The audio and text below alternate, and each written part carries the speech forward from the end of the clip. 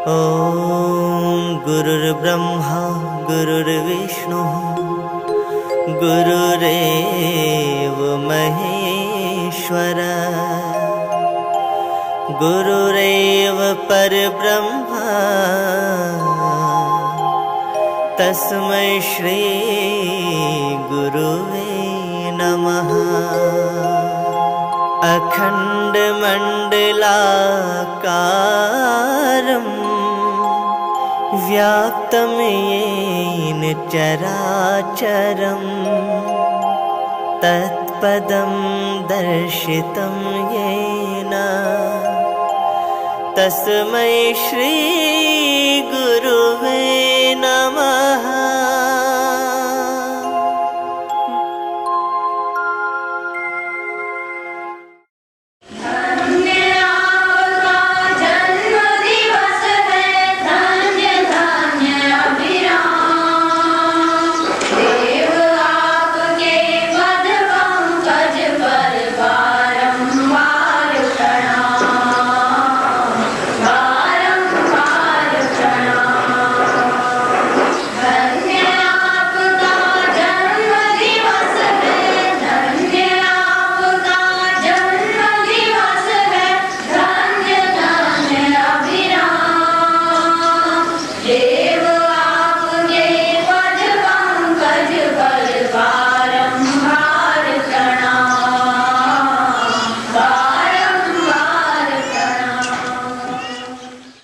आपके और हमारे मार्गदर्शक का आज जन्मदिन है बेटे।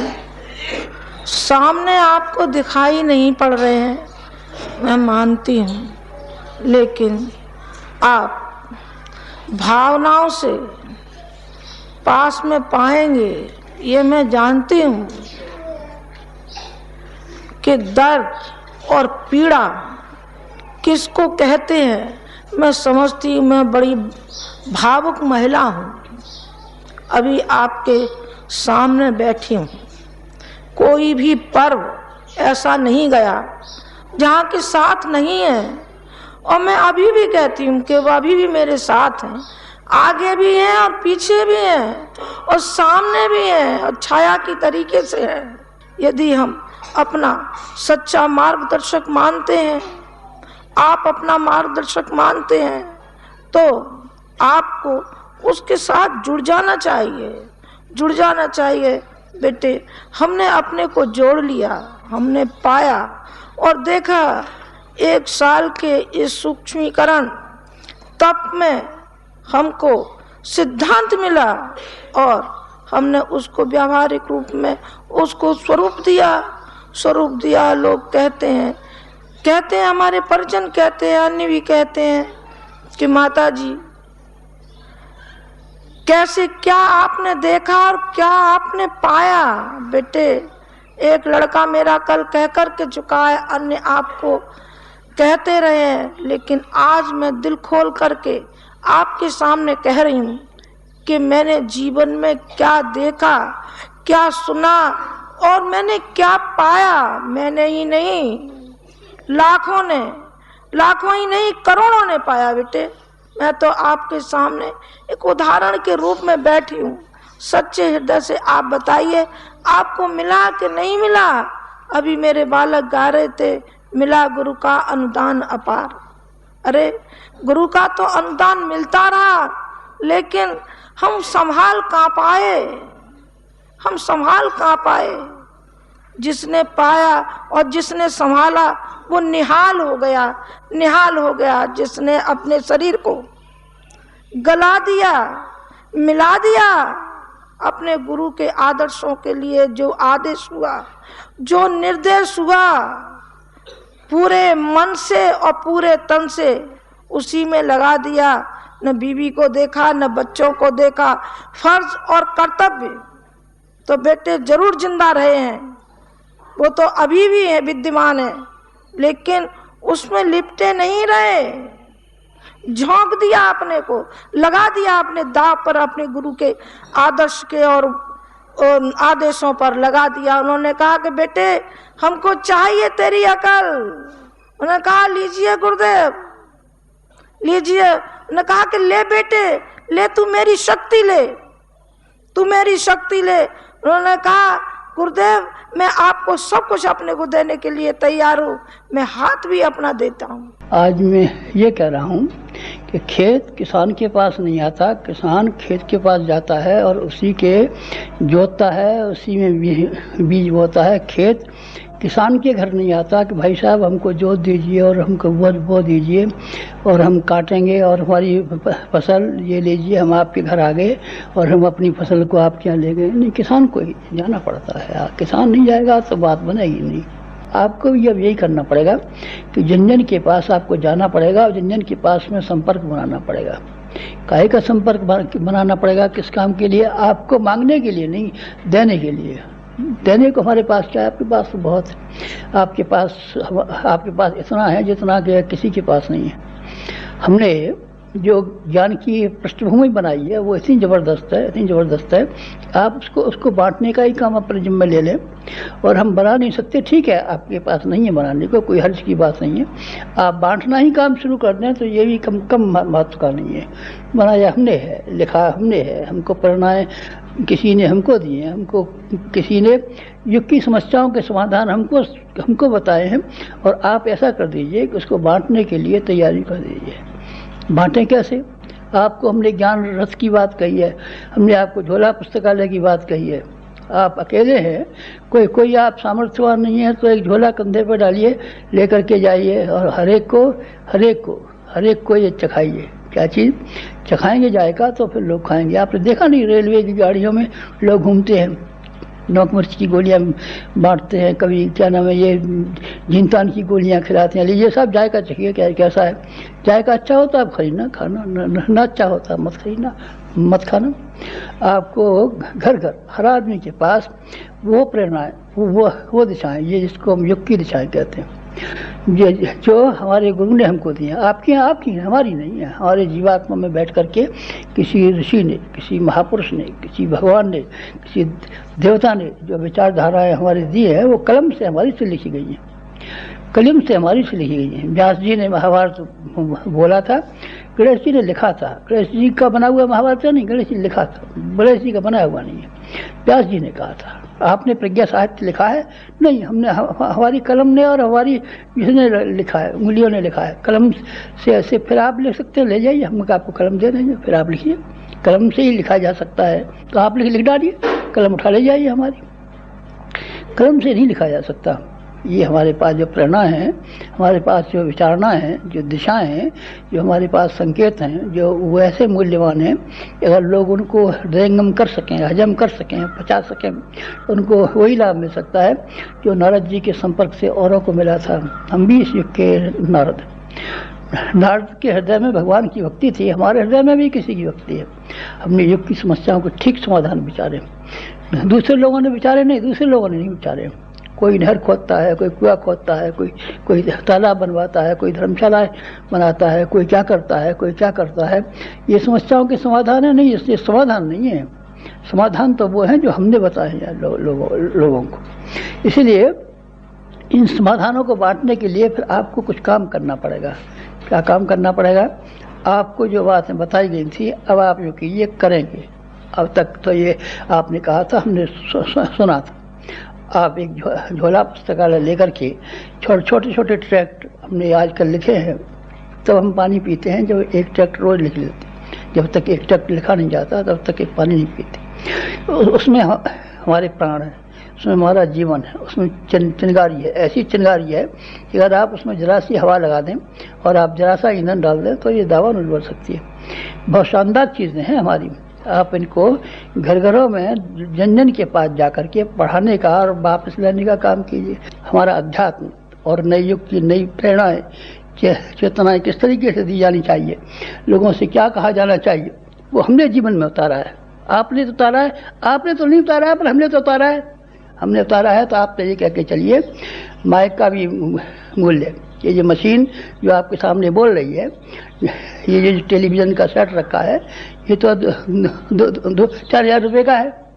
लेकिन आप इसको कितने गौर से देख रहे हैं, इसलिए देख रहे हैं कि हमारा शक्ल और हमारी वाणी इसके साथ में जुड़ी हुई है। आप इससे अच्छी शक्ल कर ले आएंगे, ले आई, और आप कब मना करते। अच्छी शक्ल का हमसे जरूर मिल जाएगा आपको, और हमसे अच्छा वक्ता भी मिल जाएगा, लेकिन जीवन तो नहीं मिलेगा ना, अनुभव तो नहीं मिलेगा ना। 24 साल का हमारा जो तपश्चर्या और पुरस्कार है वो तो नहीं मिलेगा ना। हमने जो बोया और काटा है उसकी जो रिद्धियाँ शुद्धियाँ हमारे पास हैं वो तो नहीं मिलेंगी ना। और हमारा दर्द जो हमारे साहित्य के साथ जुड़ा हुआ है वो तो आपको नहीं मिलेगा ना।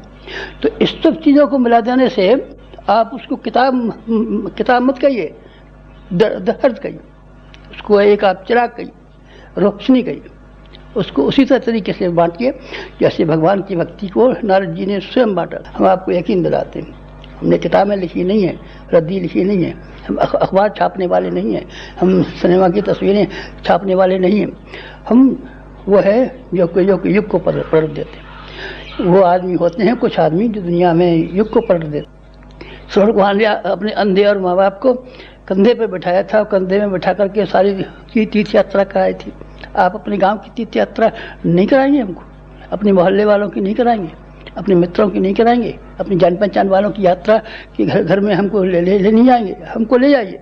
अगर हमारे साहित्य को स्वयं पढ़ेंगे और दूसरे लोगों को पढ़ाने के लिए समय निकालेंगे तो आप ये मान के चलिए हमको कंधे पर लेके चलते हैं, आप हमारी गाड़ी लेके चलते हैं, आप हमको घुमाने के लिए चलते हैं, आप हमारा विजय का जुलूस निकाल के चलते हैं, आप हमको हाथी पे बिठा के ले चलते हैं।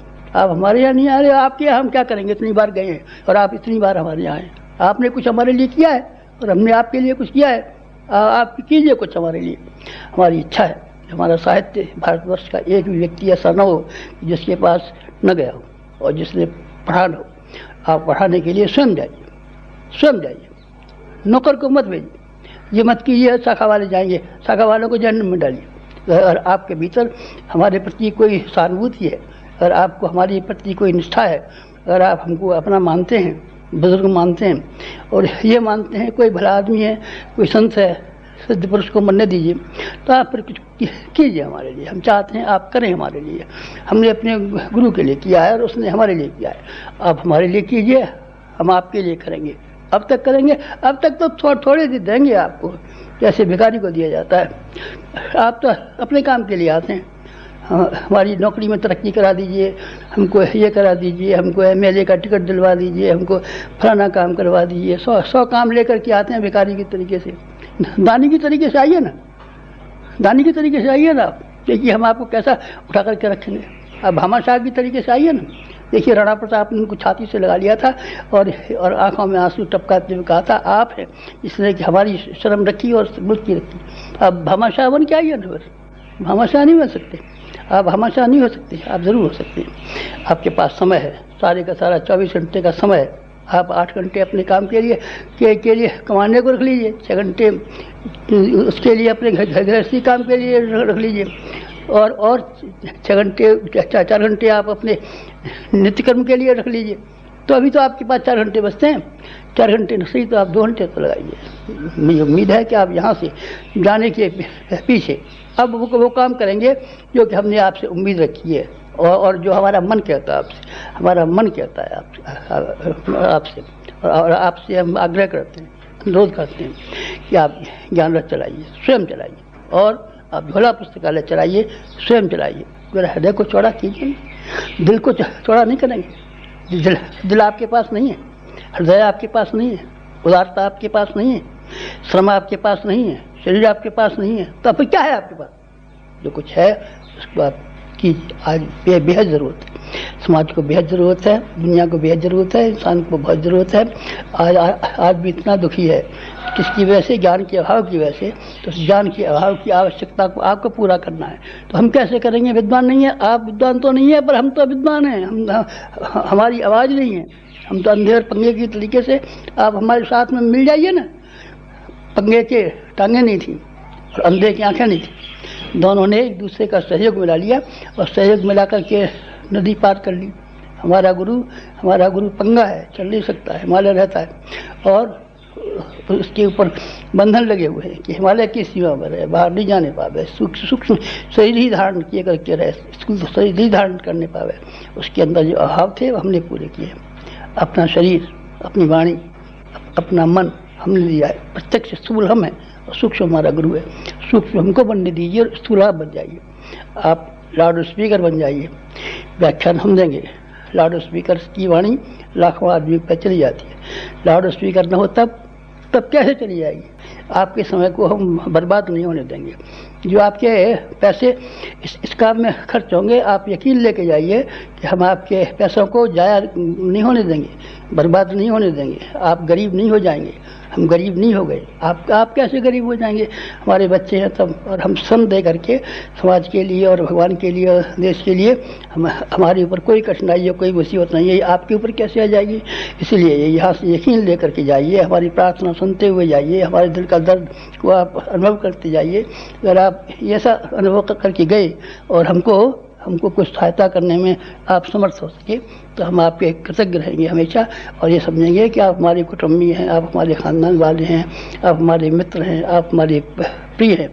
जो कुछ कमाई होती है आदमी पहले अपने घर वालों को देता है, बाहर वालों को देता है, पड़ोसियों को भी देता है, दूसरों को भी देता है, पर सबसे पहले जो कमाता है अपने घर वालों को देता है। आप घर वाले हमारे क्यों नहीं बनते? हमारे काम क्यों नहीं आते? हमारी मुसीबतों में सहायता क्यों नहीं कर सकते? आप कैसे कुटुंबी होंगे? हमारी इच्छाओं को पूरा करने में आप सहायक क्यों नहीं होते? बुढ़ा भूखा बैठा हुआ है और वह बुढ़ा दर्द में चिल्लाता है और उसका शक्ल देख करके चले जाएं और उसको नमस्कार करके चले जाएं, ये भी कोई बात होती है? आप समझते क्यों नहीं? आप समझिए। समझने के बाद में जब आप यहाँ से विदा हों तो फिर वही कहते हुए जाइए जो हमने कल कहा था, करिष्ये वचनम तव। करिष्ये, कीजिए कीजिए कीजिए कीजिए, हमको देखिए मत तो सुनिए मत। हम तो गुरु जी के दर्शन करेंगे, मत करिए दर्शन हमारा, और हम गुरु जी को सुनेंगे, मत सुनिए हमको, लेकिन कीजिए जो हम कहते हैं वो कीजिए। हमारे गुरु ने जो कहा है वो हमने किया है। जो श्री कृष्ण भगवान ने कहा था सो अर्जुन ने किया था, जो रामचंद्र जी ने कहा था सो हनुमान जी ने किया था। आप करने से क्यों करनी काटते? हम सुनेंगे देखेंगे, सुनेंगे देखेंगे, सुनेंगे देखेंगे, मत आप सुनिए मत आप देखिए, कीजिए, बस करेंगे आप तो हमको बहुत प्रसन्नता होगी। बेटे सच्ची गुरु भक्ति तभी सार्थक होती है जब हम गुरु के लिए और गुरु के मार्ग पर हम चलेंगे तो हमारा सार्थक है। नहीं बेटे फिर तो निरर्थक हो जाएगा, उपासना भी हमारी निरर्थक हो जाएगी, वो एकांगी हो जाएगी, सर्वांग पूर्ण नहीं हो सकती। कैसे हो जाएगी जरा मुझे बताइए? एक कोने में आप माला लेकर के बैठ भी जाए, आपका उद्धार भी हो जाए, मैं समझती चलो हो जाए, तो इतने व्यक्तियों में से करोड़ों की संख्या में से एक घट गया, एक की हो गई मुक्ति, बाकी का क्या हुआ? बाकी के पूरे संसार का क्या हुआ? सारे विश्व का क्या हुआ? और हमारे राष्ट्र का क्या हुआ? मेरे राष्ट्र के लिए जो चिंतन करता है, विश्व के लिए जो चिंतन करता है, वही संत है, उसी को संत कहेंगे, उसी को ऋषि कहेंगे। और जो अपने लिए जीता है, अपने ही को खाता है, अपने ही बीवी बच्चे को जीता है, वो तो पशु योनि है। पशु अपने लिए जीता है, अपने बच्चों के लिए जीता है, अपने परिवार के लिए जीता है, बस खत्म खत्म खत्म। बाकी के जीवन का क्या हुआ हमारे का? बाकी का जीवन बेटे हमारा यूं ही चला जाता है, बेकार चला जाता है। जैसे हम आए थे, मुट्ठी बांध कर आया बंदे, हाथ पसारे जाएगा। जब आते हैं तो मुट्ठी बांध कर आते हैं और जाते हैं तो संसार से यूं ही चले जाते हैं।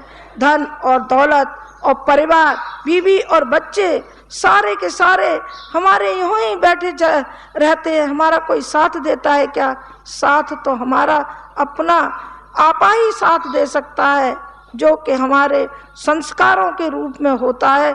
वही हमारा इस लोक में और परलोक में भी हमारा वही देता है।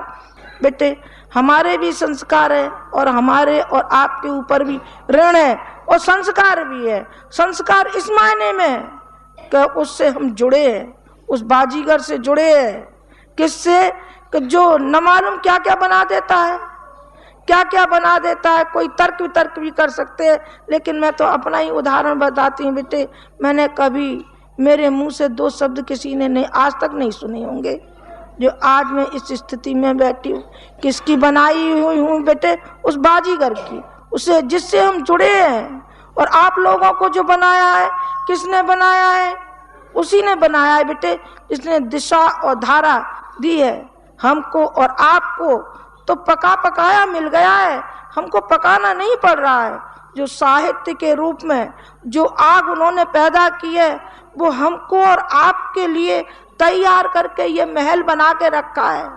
ये तो ईंट और पत्थर का है बेटे, वो जान, वो फिजा और वो हवा और वो करुणा और वो दर्द जनता का जिसमें दर्द करहा रही है, मानवता पुकार रही है, आइए आइए हमारा दुख बटाइए बटाइए। कोई सुनने वाला नहीं है बेटे। ऐसा संत आपके और हमारे जीवन में आया जिसने कि इतने दिन 75 वर्ष की आयु सारे अपना दांव पर उन्होंने लगा दिया, लेकिन अब भी हमारी और आपकी आंखें न खुलें तो धिक्कार है बेटे, धिक्कार है आपका भी और हमारा भी, जिसके साथ हम जुड़े, जिसको गुरु कहा और हमने उसको पति कहा, भगवान कहा। हमने पति पीछे कहा, हमने भगवान पहले कहा।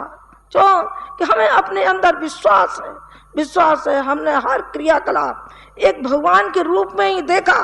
आइए हमसे शिक्षा लीजिए, देखिए उनके जीवन से और हमारे जीवन से, हमारे से नहीं, उनके जीवन से पढ़िए जो भगवान साक्षात भगवान है बेटे। कहने दीजिए, आज तो मैं कहने के लिए आई हूँ उस भगवान का आज जन्मदिन है।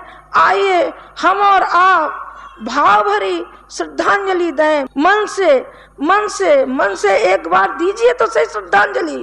पैसे से नहीं बेटे, पैसे नहीं चाहिए हमको, कर रख अपने पैसे।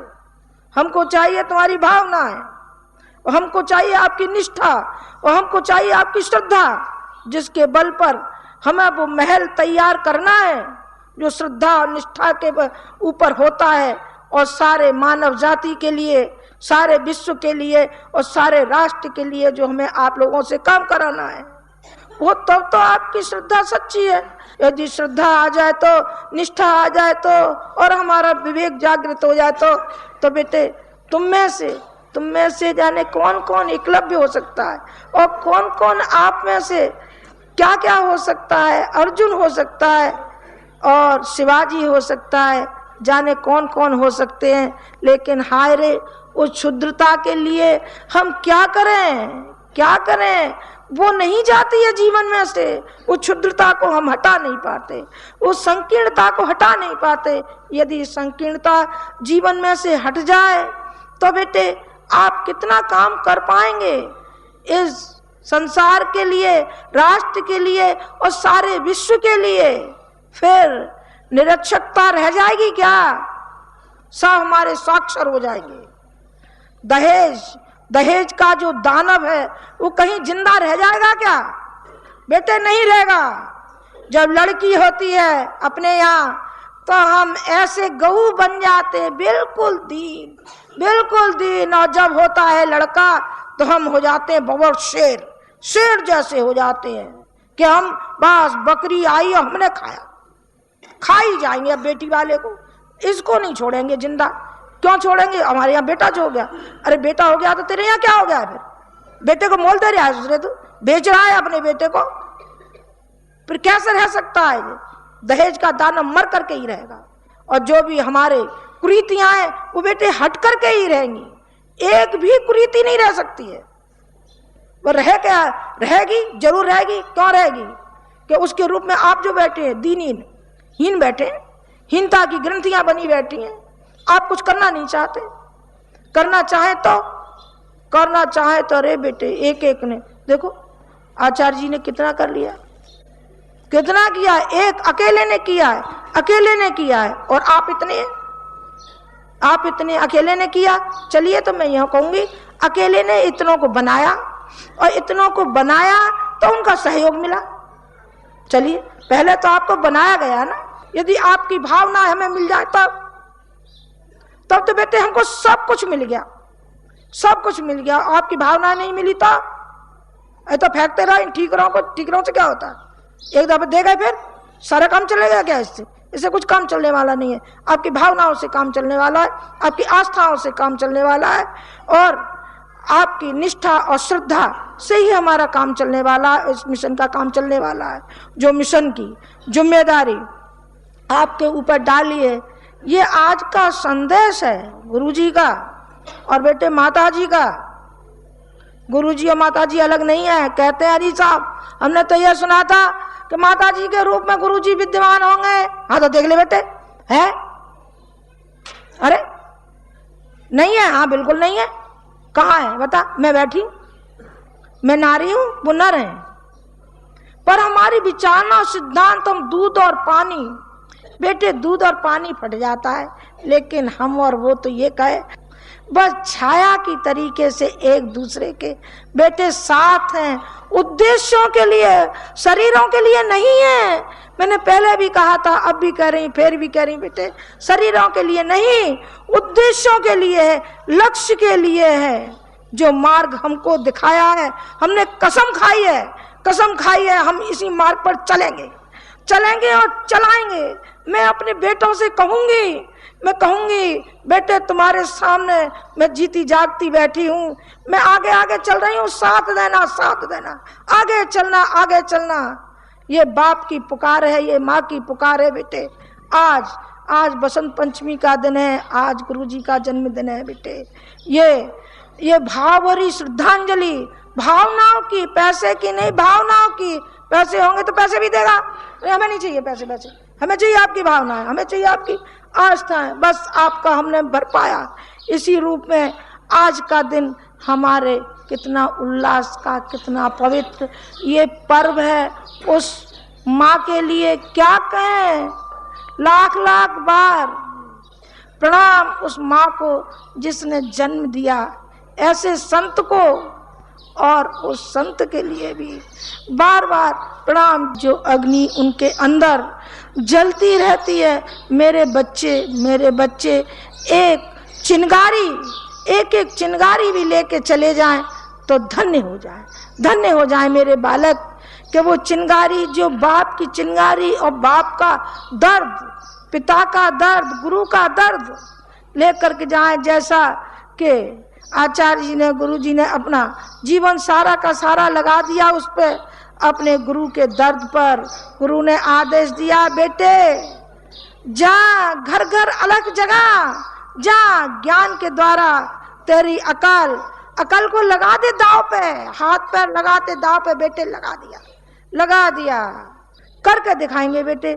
उस करके दिखाने के लिए आज मैं आपको संबोधन कर रही थी कि जो हमने संकल्प लिया है वही संकल्प आपको लेना चाहिए। आप लेंगे कि नहीं लेंगे इसमें तो मुझे शक है, पर मैं विश्वास करती हूँ कि मेरे बच्चे जरूर मेरा अनुकरण करेंगे। आज बसंत पर्व है बेटे, गुरुजी की ओर से और मेरी ओर से आपको शुभकामनाओं सहित बहुत बहुत प्यार, आशीर्वाद आप सबके लिए। ओम शांति। अब आप शांति कुंज वीडियो यूट्यूब चैनल देखें, कभी भी कहीं भी। डाउनलोड करें शांति कुंज वीडियो मोबाइल ऐप, उपलब्ध है गूगल प्ले स्टोर एवं एप्पल स्टोर पर भी। हमारे YouTube चैनल शांति कुंज वीडियो गायत्री परिवार को सब्सक्राइब करें एवं बेल आइकन जरूर दबाएं ताकि गायत्री परिवार की विभिन्न गतिविधियों की जानकारी आपको मिलती रहे।